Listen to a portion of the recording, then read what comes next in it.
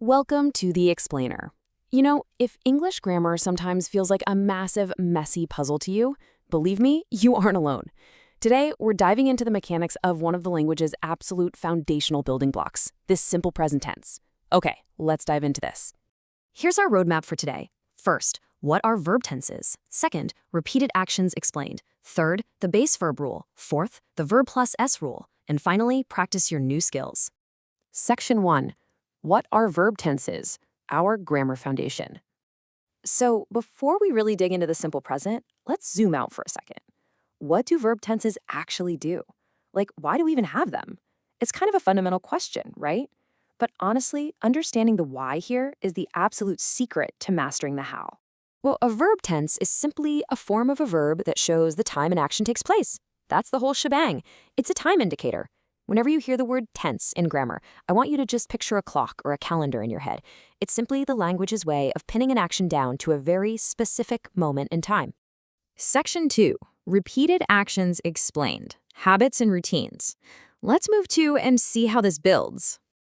Now that we know tenses anchor us in time, let's look at the specific timing of this simple present. You guys, this is the tense of rhythm, routine, and habit. It's used for actions that repeat over and over again. It doesn't necessarily mean it's happening right this exact second, but it is a recurring part of existence.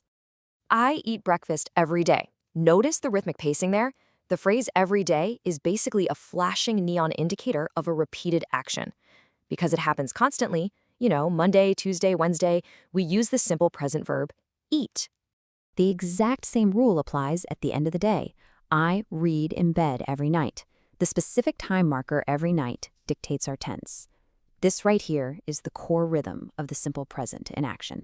Now here is where things get just a little kind of tricky, and it's the core dilemma of our explainer today. Simple present verbs actually have two forms. So which form do we use? Well, that entirely depends on the subject of the sentence, the person, place, or thing doing the action. The subject acts almost like a sorting hat, dividing our verbs into one of two teams based on whether the subject is a pronoun or a specific type of noun. Section 3. The base verb rule. Pronouns and plurals. Okay, so we use a base verb, meaning the standard unchanged action word, when the subject is a specific pronoun, I, you, we, or they. We also use it for plural nouns, meaning more than one person, place, or thing. If your sentence starts with literally any of these, you belong on the base verb team. No extra letters required. For example, the students take the bus to school. Students is a plural noun. Therefore, following our rule, we use the base verb take. Not takes, just take. It's clean, simple, and hits the nail on the head perfectly. Section 4. The verb plus S rule. Singulars and non-count.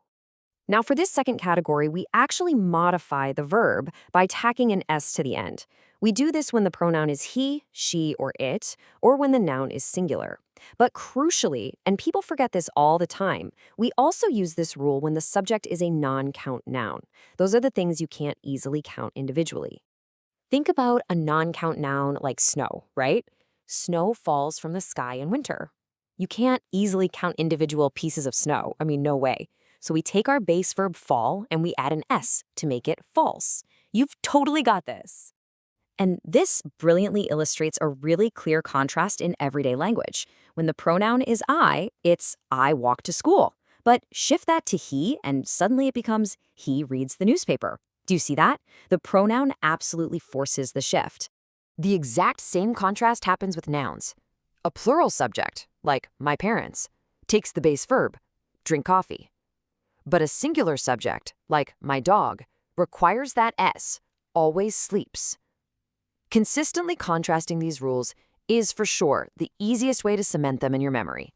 Section 5. Practice your new skills. Mastering the simple present. So the crucial point is, this master cheat sheet brings all of those distinct rules together into one unified system. Whether your subject is a pronoun, singular, plural, or non-count, the verb rule is entirely predictable. It all just comes down to identifying the subject type first. Let's put it all together one last time. She drinks coffee every day. We have a singular pronoun, which triggers the verb plus S, and it's all tied together with a time marker of a repeated action. It's the perfect grammatical formula in action. Now, I want you to apply this lens to your own life, because the simple present tense isn't just a textbook grammar rule. It's literally how we define our routines, our habits, and ultimately who we are. So look at your own daily rhythms. What repeated actions define your simple present?